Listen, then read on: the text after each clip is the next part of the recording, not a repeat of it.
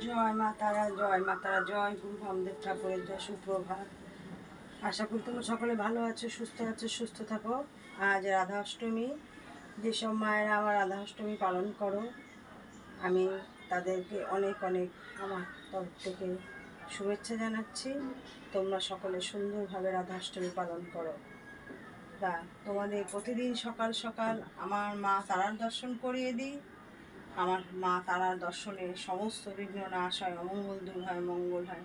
আমার মা তারা কৃপাময়ী, দয়াময়ী তারা।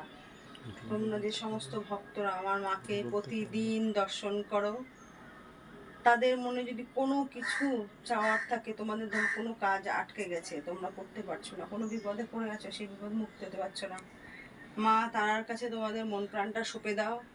মনে প্রাণে তাকে জয় মা তারা, শুধু এইটুকু বলো, জয় মা তারা।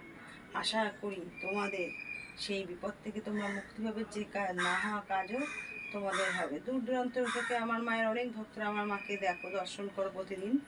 তাদের উদ্দেশ্যে বলছি, তোমরা সেখানে বসেই আমার মাকে স্মরণ করো। আমার মা ব্রহ্মময়ী তারা, ব্রহ্মাণ্ডটা তার, তোমরা তাকে দর্শন করো। আর সাথে আমার গুরু বামদেব ঠাকুরের নাম নিও। মা তারা, তার প্রিয় পুত্র গুরু বামদেব ঠাকুর। বামদেব ঠাকুরের নাম নিলে মা খুব খুশি হয়।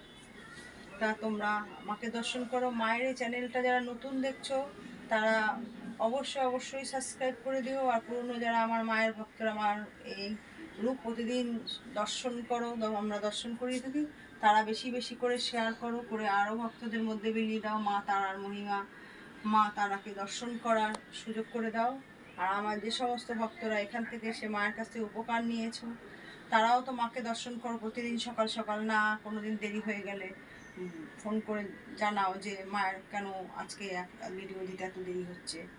তাদের উদ্দেশ্যও বলছি, তোমরা তো জানো এখানে মা তারা জাগ্রত বিরাজ করছেন, তোমরাও আরও 5 জনের মধ্যে মায়ের মহিমা মিলিয়ে দাও, তাদেরকেও সুযোগ করে দাও মায়ের দর্শন করা, বা মায়ের কাছে যেন পৌঁছে তারাও যদি কোনো অসুবিধা থাকে, তারাও যেন সেই অসুবিধা থেকে মুক্তি পায়, সে ব্যবস্থা তোমরা করে দিও।